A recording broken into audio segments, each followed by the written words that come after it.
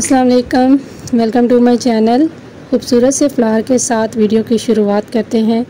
Tirmidhi की एक रिवायत के मुताबिक नबी करीम सल्लल्लाहु अलैहि वसल्लम ने इरशाद फरमाया, जब तुम में से किसी को रेहान पेश किया जाए तो लेने से इनकार न करो, क्योंकि ये पौधा जन्नत से आया है। तो ऐसा कौन सा पौधा है जो हमारे लिए जन्नत से आया है? आज की वीडियो में मैं आपके साथ यही शेयर करूंगी। उम्मीद है कि वीडियो आपके लिए हेल्पफुल रहेगी। चैनल पे पहली बार आ रहे हैं तो चैनल को सब्सक्राइब और वीडियो को लाइक और शेयर ज़रूर कीजिएगा।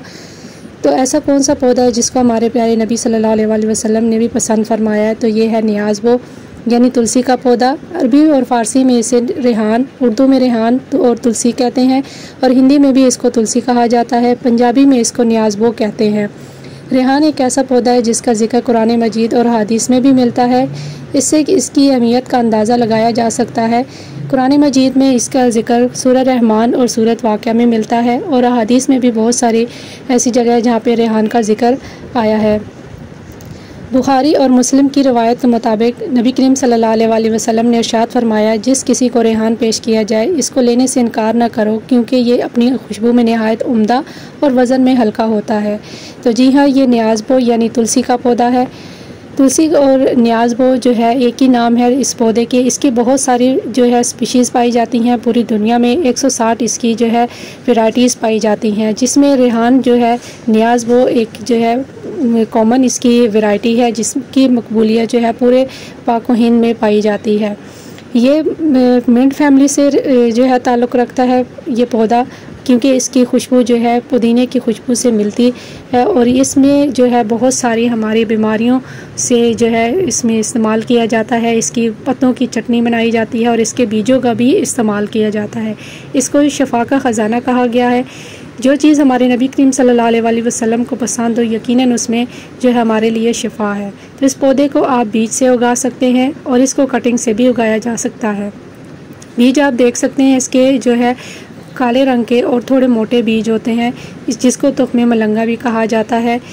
और इसके जो बीज है आप फरवरी, मार्च और बरसात के मौसम में लगा सकते हैं। इसमें ये बहुत अच्छे से जो है इसके बीज जर्मिनेट हो जाते हैं। जब आप ये पौधा एक दफ़ा अपने घर में ले आते हैं तो जहाँ जहाँ इसके बीज गिरते हैं वहीं ये प्लांट जो है ग्रो होना शुरू हो जाता है।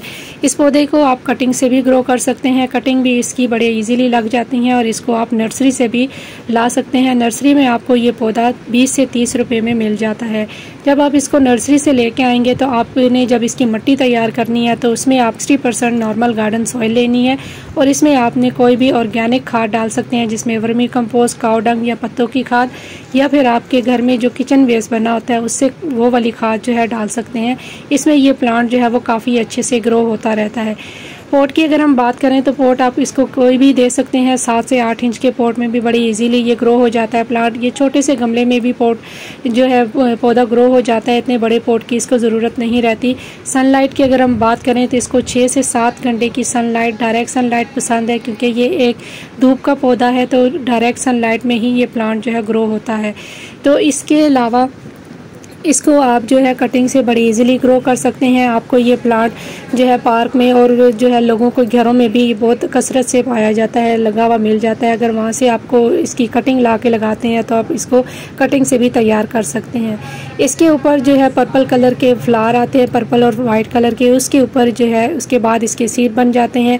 अगर आपने इस पौधे के सीड लेने हैं तो सीड लेने के बाद इसको आप ऊपर से प्रून कर दीजिए ताकि ये पौधा दोबारा से ग्रो करे।